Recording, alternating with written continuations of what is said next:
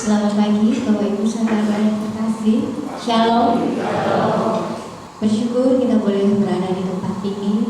Semua bukan karena kuat dan karena kita, melainkan hanya kasih dan kemurahan Tuhan saja. Di dalam Mazmur 27 ayat 6b berkata, dalam kemahnya aku mau mempersembahkan korban dengan sorak-sorai.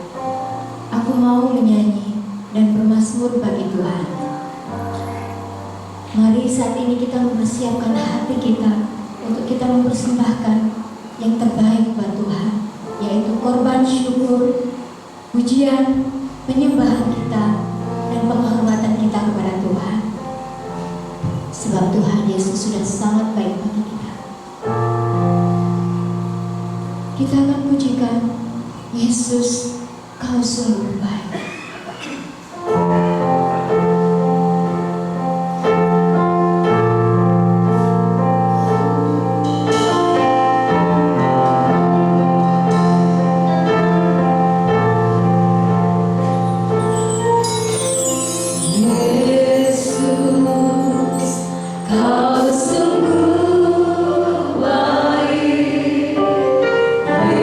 Yesus, nama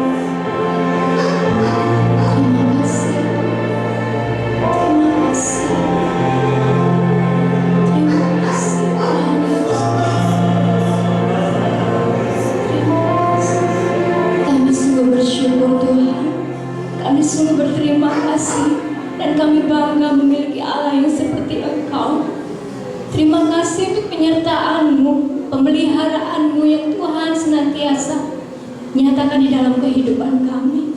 Saat ini Tuhan, kami datang mencari wajah-Mu.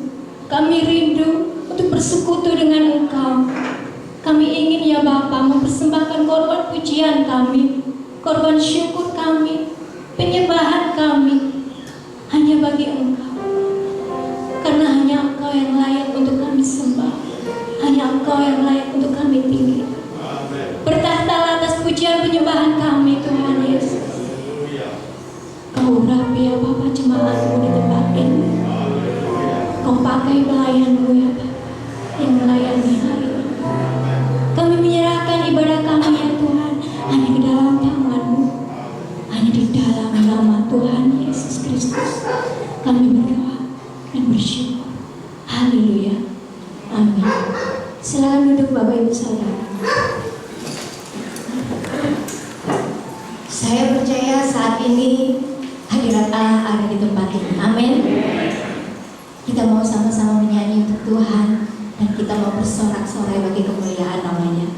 Biar segala pujian, segala kemuliaan hanya bagi nama Tuhan.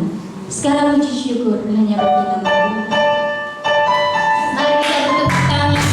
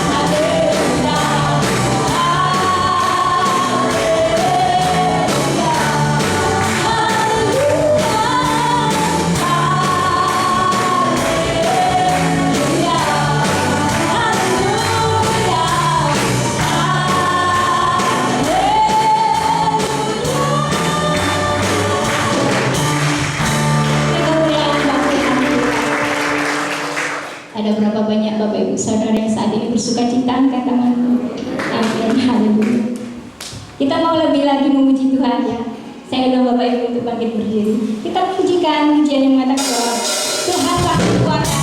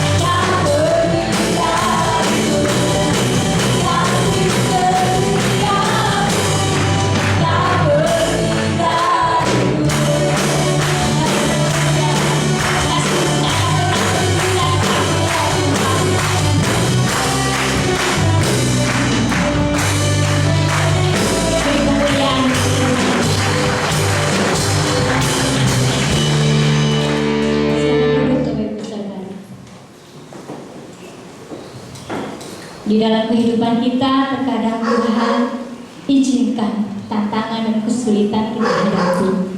Namun ketahuilah, saudara, bahwa Tuhan lebih tahu apa yang terbaik buat kita. Rancangannya adalah indah, yaitu rancangan damai sejahtera dan rancangan pengharapan yang senantiasa akan kita lakukan. Bahwa Allah turut bekerja di dalam segala hal yang katakan kebaikan bagi kita. Amin. Percaya bahwa Tuhan Yesus adalah penolong yang setia.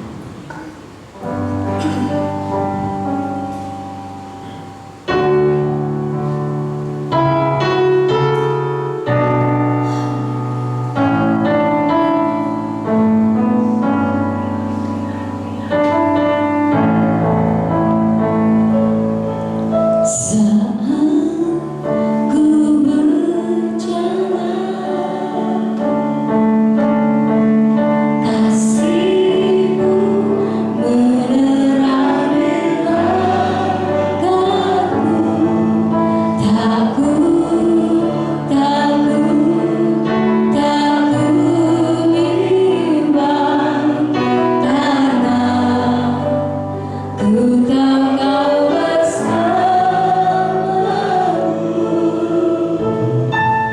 Kau lebih tahu yang terbaik bagiku. Kau lebih sanggup pulihkan hidupku. Ku berserah, ku percaya hanya Yesus penolongnya setia. Saya mengapa itu Tuhan kita berikan pujian. Saat ku berjalan,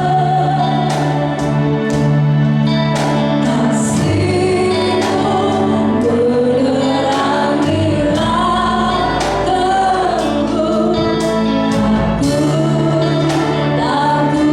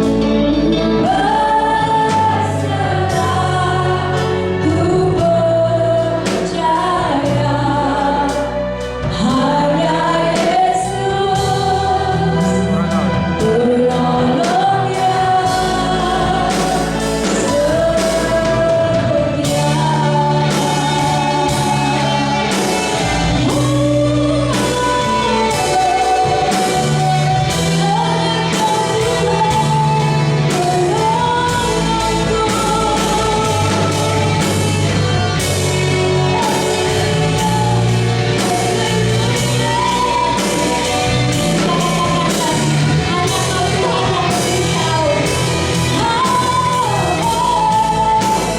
Beritahu yang terbaik bagiku.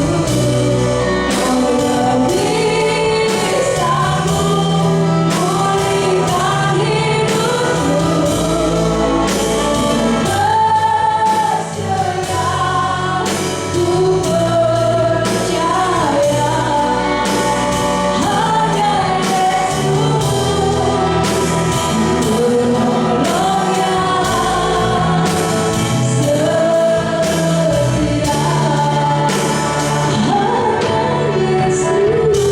Yesus penolongnya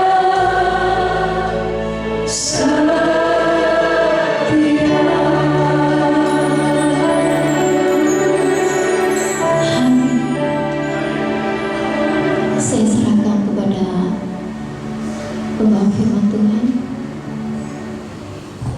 Bapa di surga, kami mengucap syukur. Kami menaikkan setiap pujian, ungkapan syukur kami kehadiran Tuhan. Karena Engkau baik, karena Engkau mengasihi setiap kami jemaat-Mu, dan kami merasakan pemeliharaan Tuhan yang sempurna bagi kami. Dan biarlah segala kemuliaan, segala pujian memang layak kami persembahkan bagi Engkau. Dan saat ini ketika kami bersama-sama kembali merindukan kebenaran firman-Mu, kiranya Engkau memberikan kami hikmat, memberikan kami pengertian, supaya kami mengerti kehendak Tuhan, kami mengerti firman Tuhan, dan biarlah Engkau menyertai setiap kami. Engkau memimpin hamba-Mu yang sebentar akan menyampaikan firman-Mu. Engkau memberkati hamba-Mu yang sudah memimpin kami dalam pujian. Terima kasih Tuhan. Kami menyiapkan hati kami untuk kebenaran firman-Mu. Di dalam nama Tuhan Yesus Kristus kami berdoa. Amin. Silakan.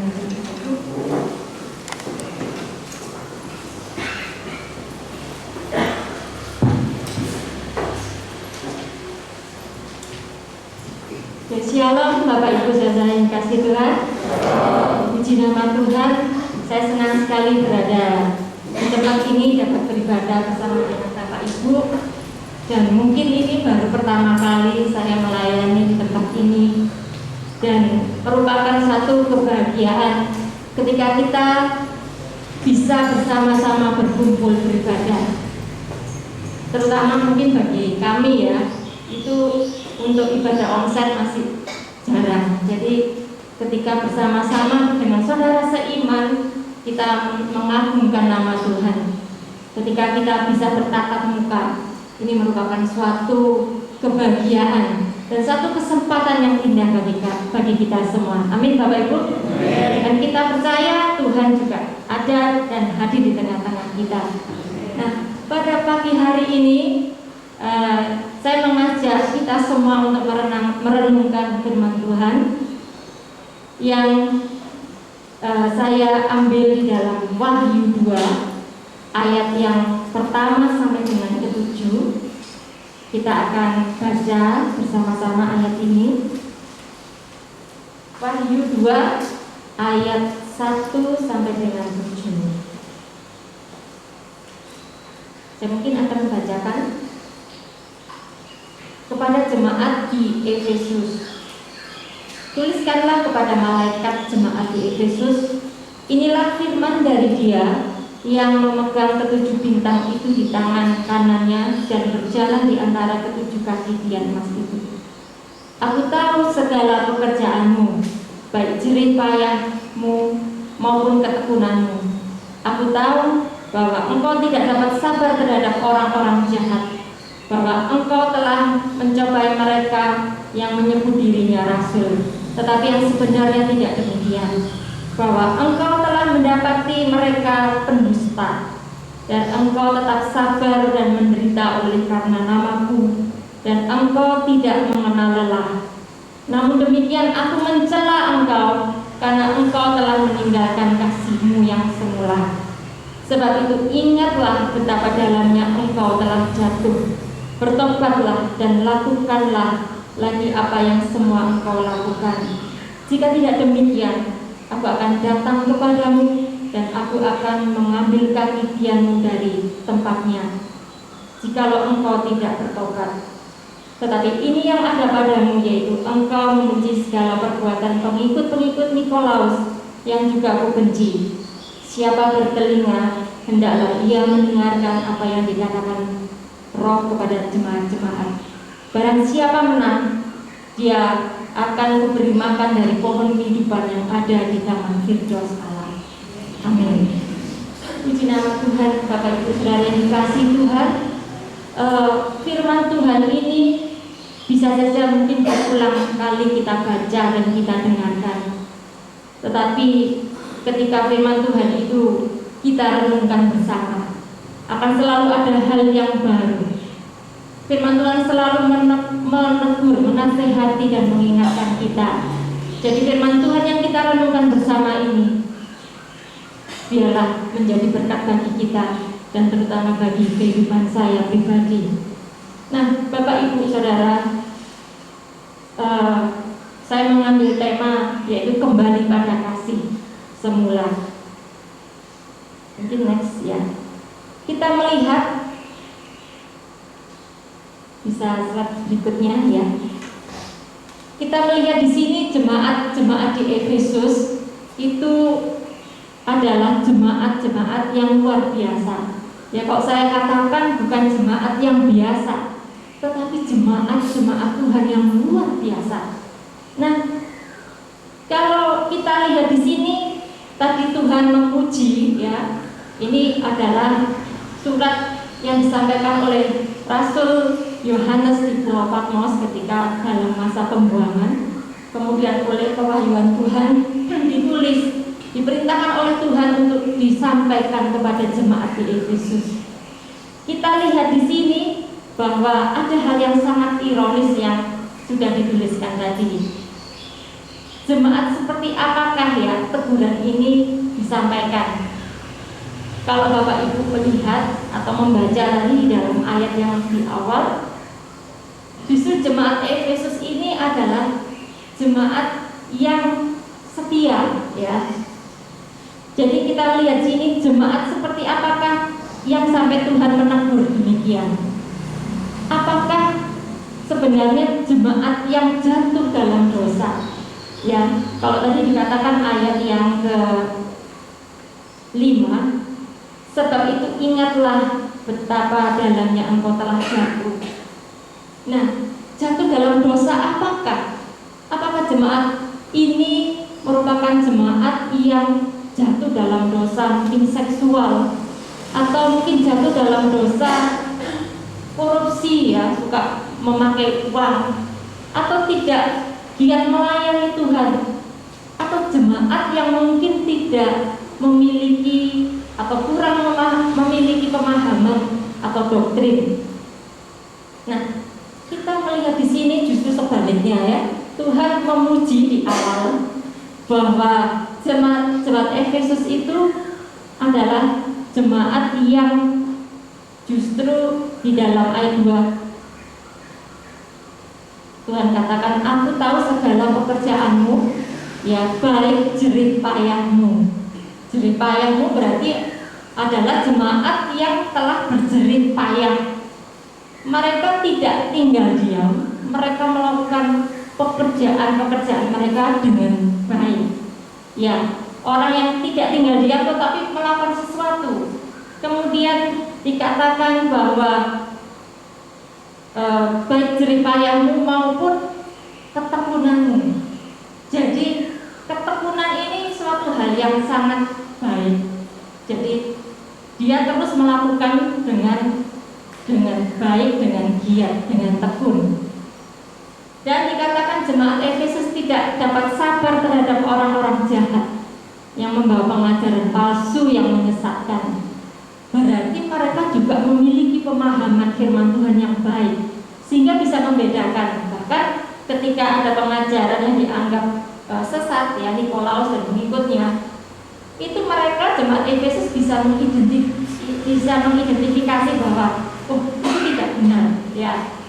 Kemudian jemaat Efesus telah mencobai mereka yang menyebut dirinya rasul. Mencobai di sini artinya menguji. Jadi bisa menguji, melihat bahwa pengajaran itu benar atau salah. Nah, berarti ini Bapak Ibu bisa bayangkan jemaat-jemaat Efesus ini adalah jemaat yang orang yang berjerih payah, tekun, memahami firman Tuhan, ya. Kemudian jemaat Efesus tetap sabar dan rela menderita karena nama Tuhan dan tidak mengenal lelah. Nah, di sini kenapa dikatakan sabar? Kalau kita tahu pada saat itu mereka adalah kaum yang minoritas, di mana orang-orang di sekelilingnya itu masih menyembah berhala. Dan kita tahu di sini bahwa mereka justru tekun di dalam Tuhan. Ya, mereka rajin melayani Tuhan. Nah, jemaat Efesus juga membenci segala perbuatan pengikut Nikolaus yang tadi sudah saya katakan.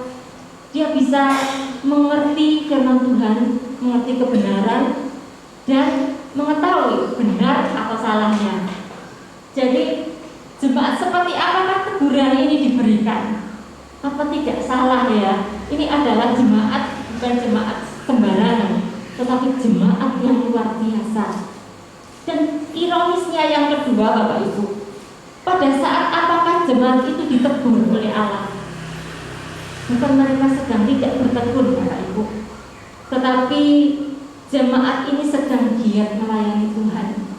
Jemaat ini sedang mengajar tentang Tuhan Yesus, memberitakan Injil tentang Tuhan Yesus, mengabarkan kabar baik, dan mereka giat melayani Tuhan.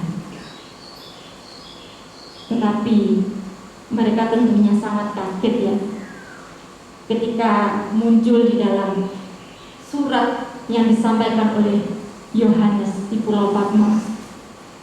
Tuhan menyampaikan demikian pujian.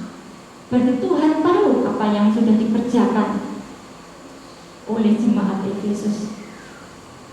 Tetapi di ayat yang keempat, slide selanjutnya, ya, mulai ayat 4 saya bacakan. Namun demikian aku mencela engkau, karena engkau telah meninggalkan kasihmu yang semula. Sebab itu ingatlah betapa dalamnya engkau telah jatuh. Nah, Bapak Ibu, di sini kita melihat pada jemaat Efesus sebenarnya terdapat pelayan Tuhan yang hebat dan luar biasa.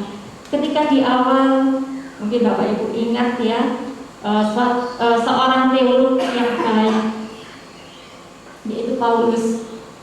Ya, kemudian ada pengkhotbah yang luar biasa, Apolos. Ada di sana rasul yang bijak seperti Rasul Yohanes. Di situ bahkan didukung oleh pelayan-pelayan Tuhan yang lain. Ada Timotius, ada Priscilla, ada Aquila. Mereka itu merupakan tim yang kompak, ya. Ada pengajaran, ada pemuritan, begitu luar biasa di sana.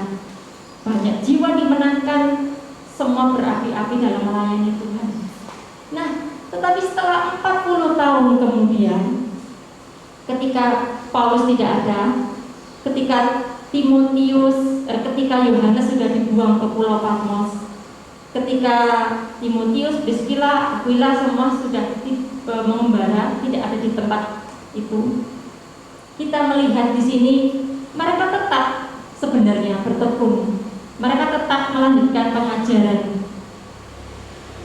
dan bahkan mereka tahu kalau ada pengajar sesat, mereka bisa mengetahuinya.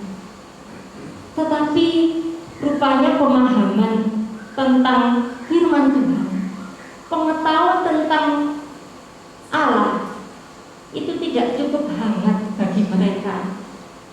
Ya, tidak cukup membuat mereka justru makin hari semakin mengasihi Tuhan.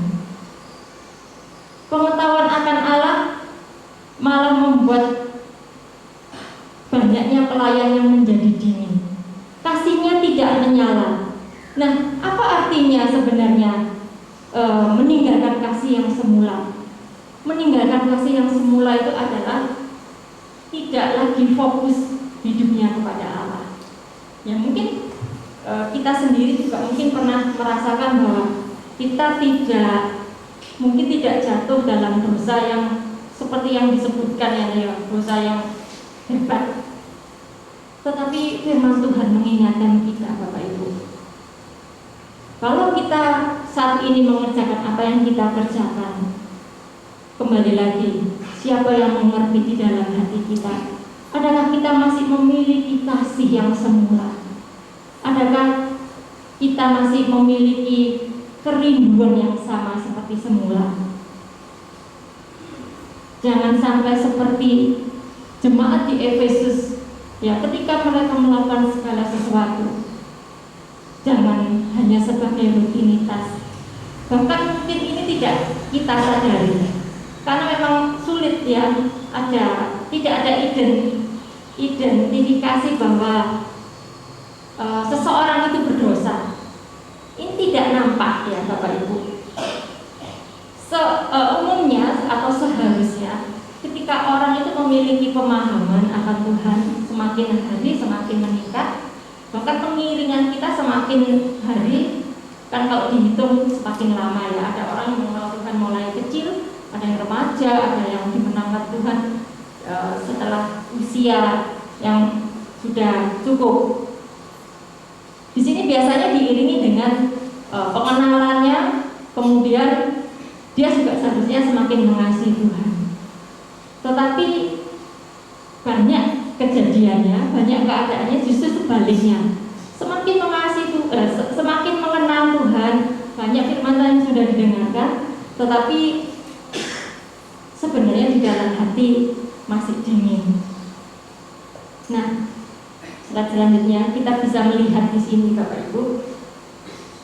Kalau Bapak Ibu melihat perbedaan, kalau kita membedakan sedikit ya, seorang pramusaji yang dengan tugasnya sebagai seorang pramusaji tentunya karena dia dibayar, karena dia juga profesional, diberi aturan-aturan di tempat di mana dia bekerja, tentunya dia akan melayani dengan ramah. Bahkan dikatakan kami melayani dengan sepenuh hati, gitu ya. Ini saya cuma mencontohkan, bukan berarti seorang pramusaji itu tidak baik, tetapi saya membandingkan ketika dia melakukan sesuatu karena pekerjaannya, melakukan sesuatu karena profesional dan karena memang digaji untuk itu, akan sangat berbeda dengan seorang ibu yang menyiapkan makanan. Ya meskipun dengan ala kadarnya atau dengan kemampuan yang bisa masaknya mungkin itu aja ya. Saya mungkin tidak banyak, tapi setidaknya di tengah kelelahan itu menjadi satu hal yang berbeda ketika kita menyediakan masakan.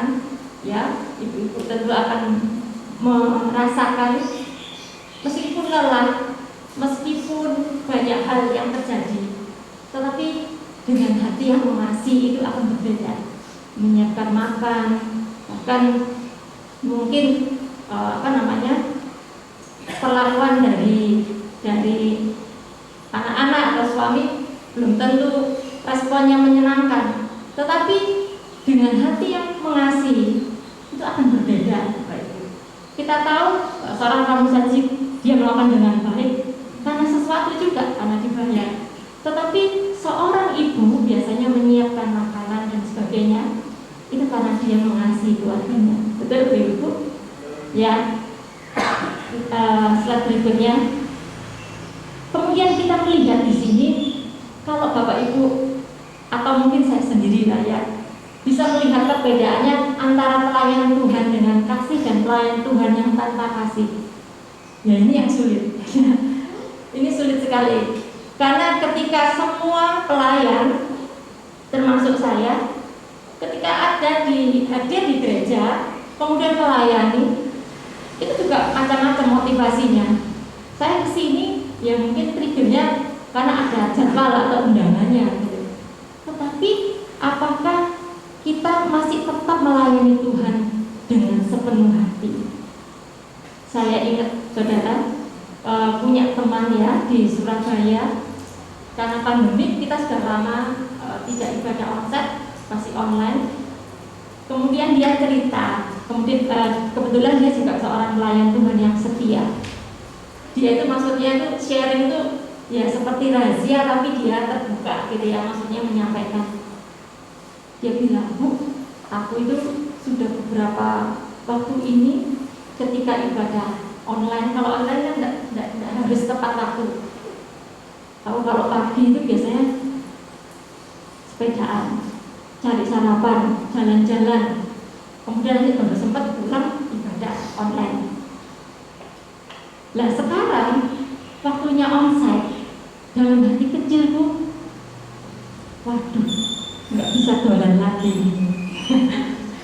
Yang ngomong ini pelayan Tuhan ya. Ya sebenarnya waktu saya dengar itu saya langsung ketawa gitu, tetapi itu manusiawi. Nah kembali lagi, firman Tuhan mengingatkan kita, bagi Tuhan, seorang hamba Tuhan yang kasihnya semula telah hilang, itu adalah sama dengan orang yang jatuh secara dalam. Dan ini mengingatkan saya, dan ini mengingatkan kita semua, kalau adakah kita kembali memiliki kasih yang semula ketika kita mengingat pertama kali kita mengenal Tuhan dan mengiring Tuhan, ketika kita pertama kali melayani Tuhan, dapat kesempatan kita bersyukur luar biasa kepada Tuhan, bahkan dengan semangat yang berapi kita merindukan kapan ya ibadah, kapan ya melayani Tuhan. Tentu Bapak ingat, Bapak Ibu masih ingat pertama kali. Inilah yang disebut kasih semula, hati yang tetap berkobar-kobar melayani Tuhan, hati yang dengan sungguh-sungguh, dengan tulus mengasihi Tuhan, bukan karena dijadwal, bukan karena kebiasaan, bukan karena rutinitas, bukan karena hanya sekedar tanggung jawab. Kemudian siapa lagi kalau bukan saya? Tidak seperti itu. Tetapi adakah kita memiliki kasih yang tulus, kasih yang mula-mula? Itulah yang Tuhan harapkan. Ya, seperti ayat di slide selanjutnya ya. Ini adalah gambaran juga sebagai keluarga, relasi suami istri sama aja Bapak Ibu ya. Ketika di dalam keluarga, kemudian kita bisa melakukan aktivitas sehari-hari, tidak ada sesuatu yang luar biasa, tidak ada keributan mungkin ya, suami istri bekerja atau anak-anak sekolah mungkin secara normal ya, tetapi adakah kita bisa mengasihi, memperhatikan satu dengan yang lainnya? Itu berbeda ya. Kalau keluarga yang penuh kasih atau yang hanya sekedar melakukan rutinitas, pokoknya nggak ribut, itu juga bisa, tetapi hasilnya berbeda.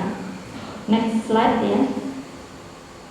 Nah, kembali lagi, kasih itu adalah esensi dari relasi ya, terutama bagi kita dengan Allah. Adakah kita memiliki kasih yang tulus, kasih yang seperti semula? Makanya di dalam slide selanjutnya saya ingin membacakan di dalam Matius 23 ayat 37-38 ya. Kasihlah Tuhan dengan segenap hatimu dan dengan segenap jiwamu dan dengan segenap akal budimu.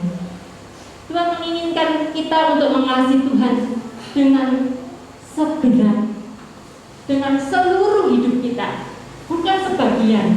Ya, ketika fokus hidup kita semua ditujukan kepada Tuhan. Kalau misalkan ada di tengah-tengah fokus kita ini ada lubang, ada sesuatu yang untuk yang lain, Tuhan katakan itu seperti penyembah berhala.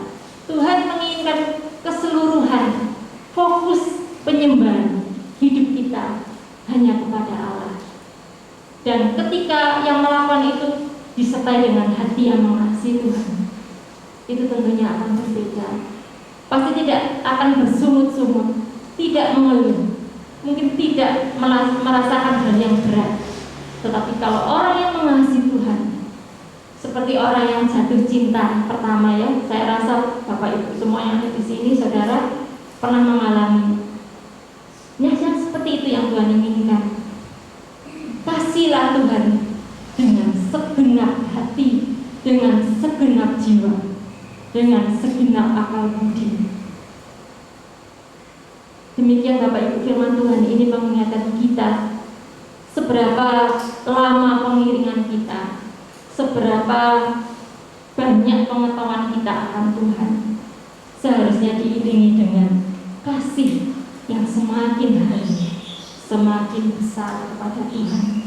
Dan sampai dari luar kita nampak seperti pelayan-pelayan Tuhan yang baik, seperti anak-anak Tuhan yang mengasihi Tuhan nampaknya ya. Tetapi sebenarnya hati di dalam sangat dingin. Kita kehilangan kasih yang semula. Nah, kalau sudah demikian, siapa yang salah? Jangan salahkan gereja ya. Kalau kita menjadi dingin dan suam, siapa yang salah? Apakah gereja yang salah? Jangan menyalahkan pelayan Tuhan yang lain, jangan menyalahkan pemimpin gereja, tetapi kembali ke dalam diri kita. Apakah kita mengasihi Tuhan? Karena kembali lagi, kasih itu adalah relasi. Dari setiap individu, dari setiap kita, adakah kita mengasihi Tuhan? Dan juga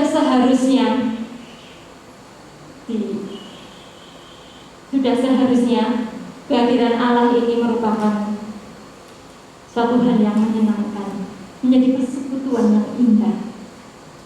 Dan biarlah pada pagi hari ini bersama-sama kita diingatkan, bagaimanapun keadaan kita masing-masing saat ini, adakah di dalam hati kita yang terdalam kasih itu boleh nyata, kasih itu semakin membara. Karena kita tidak tahu berapa lama kita tinggal dalam dunia ini, berapa lama lagi Tuhan akan datang menjemput kita. Tetapi mari kita datang di hadapan Tuhan, kita memberikan hati kita, memberikan seluruh hidup kita bagi Tuhan. Dan biarlah perkenanan Tuhan yang akan kita cari selama kita hidup. Puji nama Tuhan. Saya ingin mengajak jemaat Tuhan untuk menaikkan satu pujian.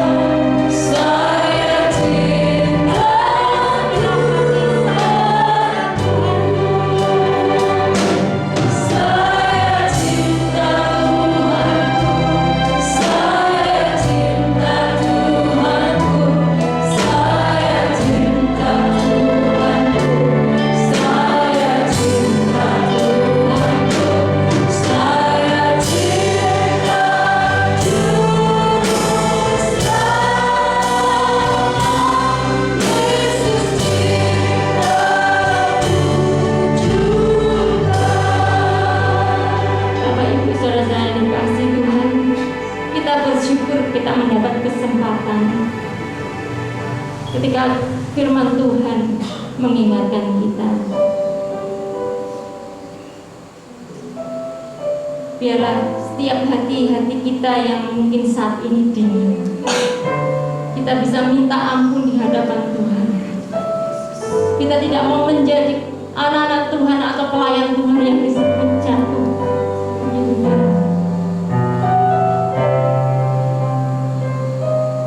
Kiranya kita mohon pengampunan Tuhan, dan kembali kita menyerahkan kasih kita, hidup kita ke dalam tangan Tuhan.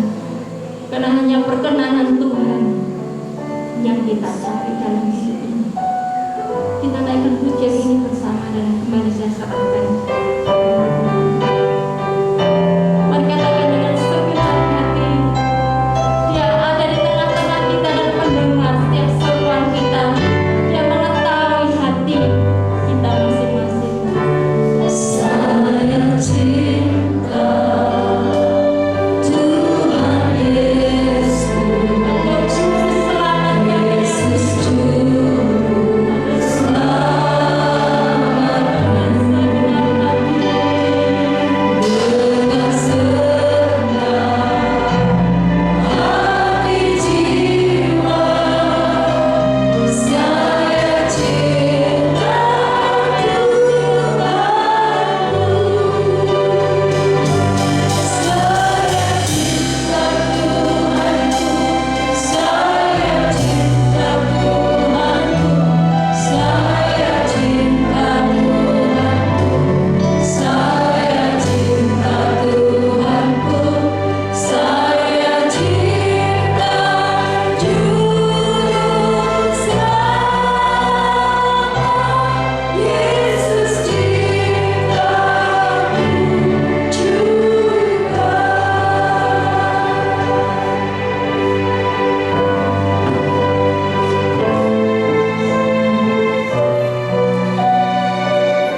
Kami mengucap syukur untuk kebaikan-Mu ya Tuhan, untuk firman Tuhan yang sudah Tuhan sampaikan melalui hamba-Mu.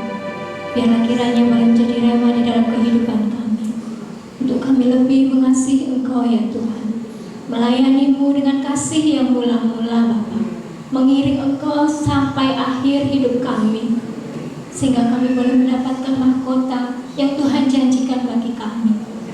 Terima kasih Tuhan, terima kasih mencurahkan firman-Mu ya Bapa, dan Kau memberkati hamba-Mu yang sudah menyampaikannya, memberkati kehidupan beliau, pelayanan beliau ya Bapa.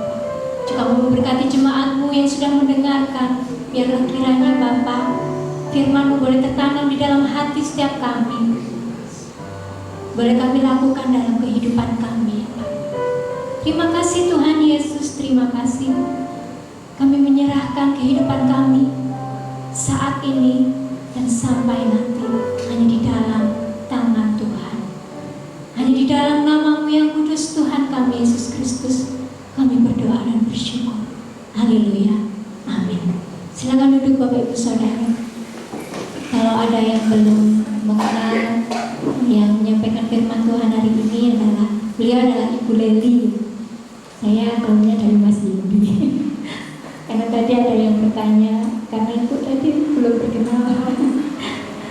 Oke, kita akan menyaksikan, memperhatikan pengumuman.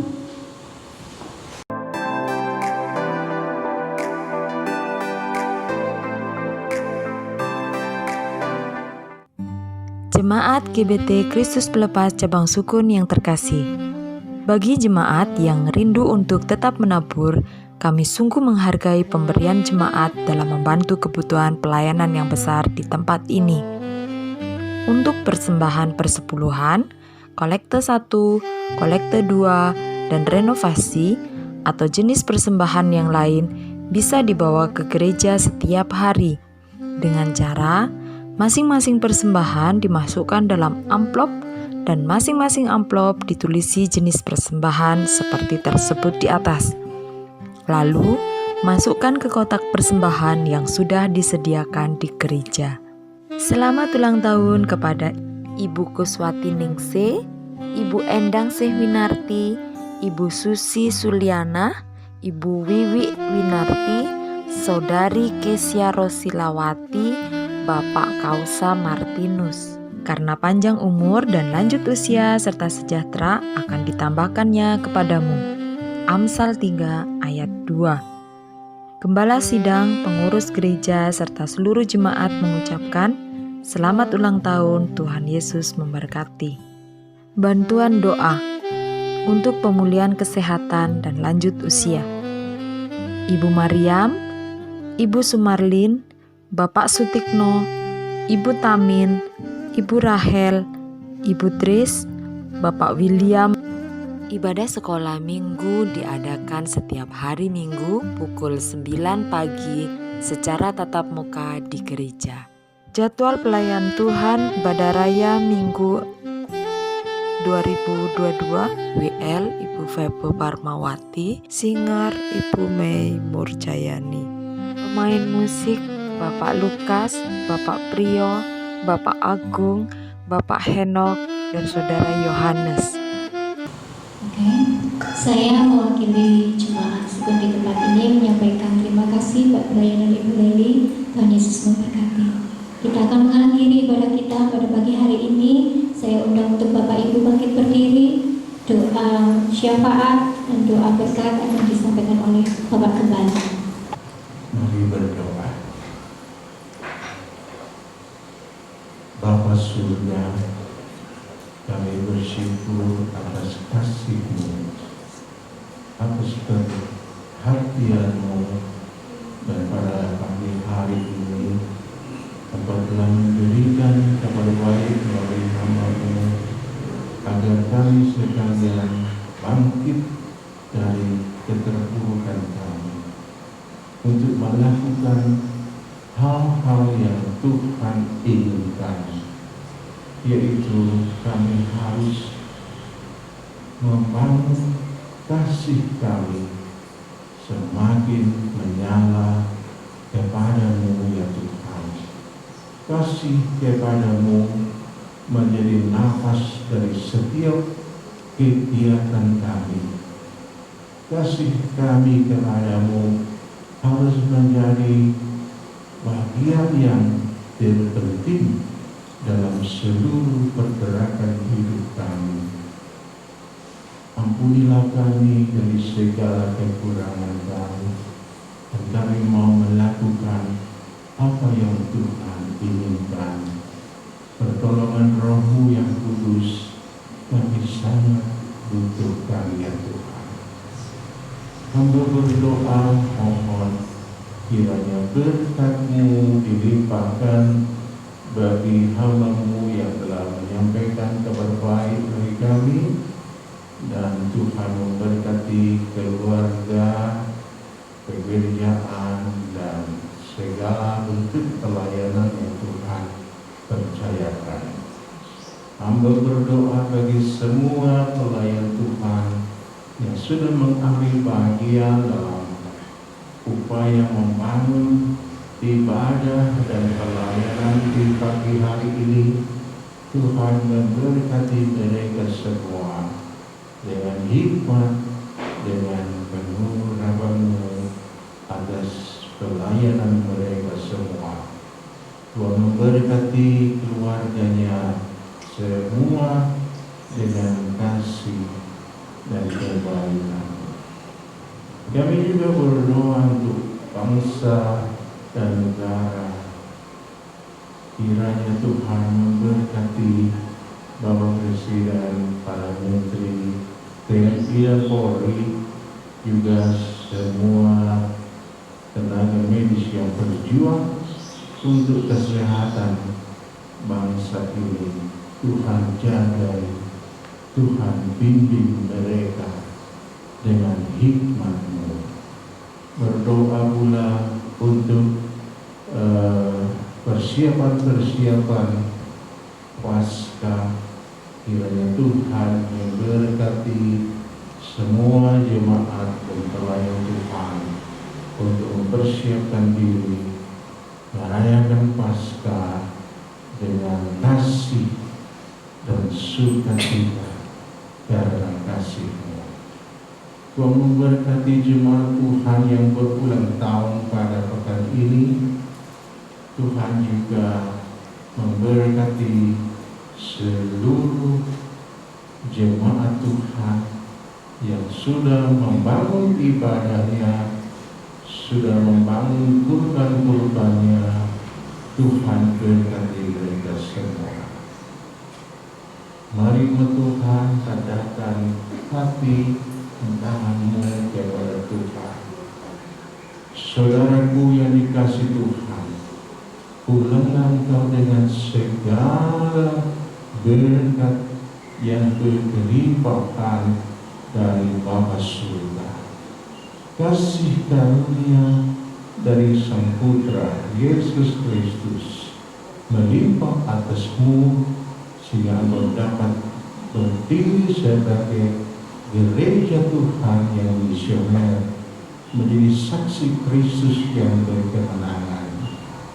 Persekutuan dan penghiburan Roh Kudus senantiasa menyegarkan iman dan pengharapanmu sampai Maranatha, Tuhan Yesus datang kembali menjemput kita untuk dibawa pulang ke surga yang mulia kekal selamanya, dalam nama Tuhan Yesus Kristus.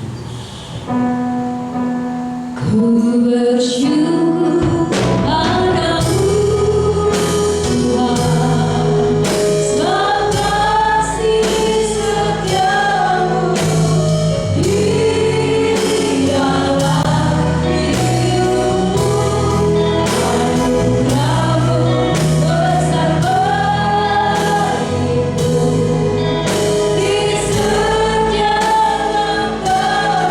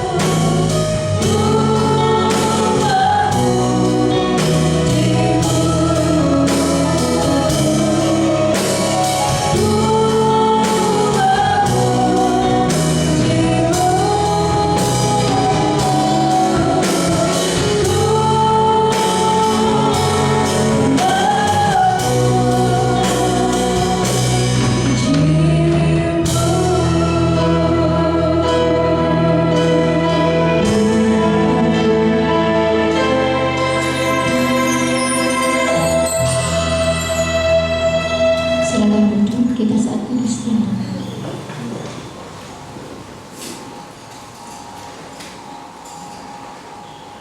Amin. Selamat pulang, selamat hari Minggu Tuhan Yesus.